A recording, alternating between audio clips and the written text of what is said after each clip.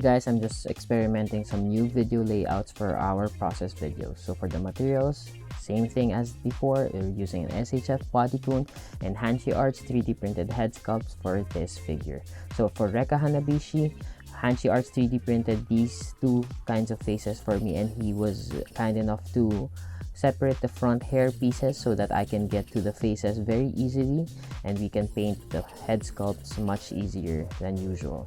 So my client requested for two different faces, one normal and one angry face. The proportions for the heads are very much in scale to the SHF bodycon. That's why we will not have a problem with our scale. First thing to do is spray primer gray on these heads. While the head sculpt is drying, it's time to make some clothing. My client requested for two different kinds of outfit for this Recca, but the first one is his school outfit, which is a blue fabric. So I'm using my spandex cotton for making pants and top for the first outfit. The second outfit consists of his battle outfit or the tournament outfit, which is more ninja-like, which has white pants and a sleeveless blue top. And these two outfits are the requested ones, and we will make this interchangeable so that the client can swap in between the clothing and the style. This is how the first outfit looks like when it's tested onto the body. So we will just be making adjustments for the final edges and seams to make it easily removable. So I'm gonna make some white details and cut the edges for my final measurements. Now this is the look of the other outfit, which is more the ninja battle outfit with white pants and the sleeveless top. I'm gonna finish my edges, do my seams, and make it interchangeable so that we can do playability for the figure here. Fast forward, this is what the school outfit looks like. I've already added white cuffs that falls above the elbows, and I added a little bit of collar and some buttons to the shirt, and just simple pants which can be removed very easily. And for the feet of these, I'm using the Slam Dunk Akagi shoes that came from the Taguro video. That was my last video, previous video. So I'm using the base of these shoes because it's much more accurate to the larger Dunks type or like Jordan's type in that 90s era. So it works really well with this scale. So I just need to repaint this white and then add in the blue accents so that the whole outfit would be finished. I added white cuffs at the bottom of the white pants, and for the V neckline of the sleeveless blue top, I have this mesh net fabric that I've been using for the past few customs. And what I like about this is that the holes of these ones are very small and it works well with the figure. Fast forward on the work on the battle outfit, I've already input the mesh inside the V, and I've added orange belt that is attached to the blue top, and now it's working really well as an alternate mode.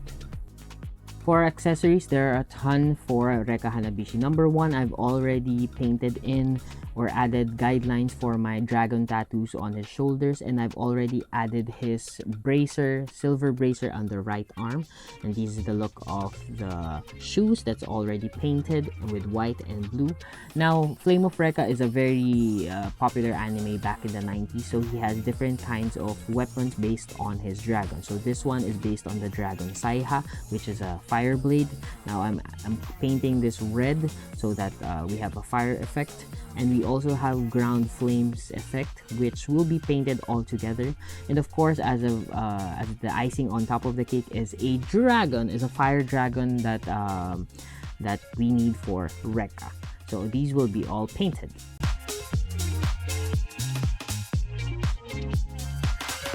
And then finally, we have Recca Hanabishi in action figure form.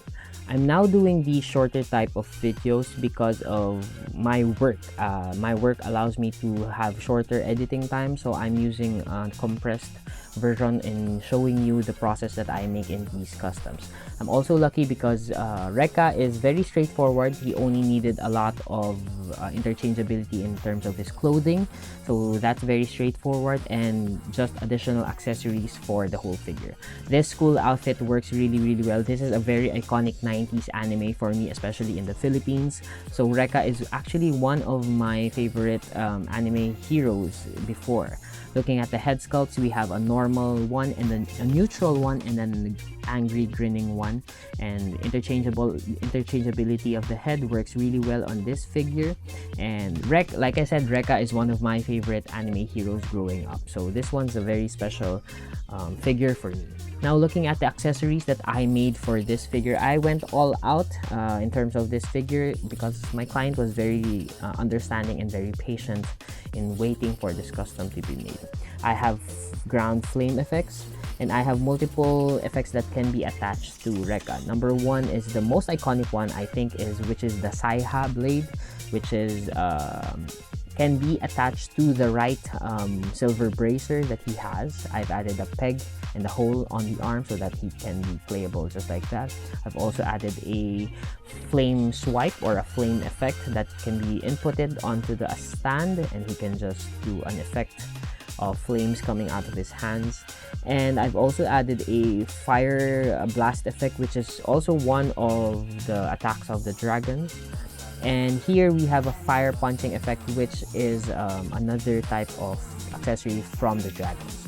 Looking at the interchangeability of the clothing, first we need to remove the Dasin shoes, pull out the head, and just slip out the pants and raise up his arm so that the clothing will just slip out seamlessly through the body. Now, looking at the battle outfit, I have here for the alternate look.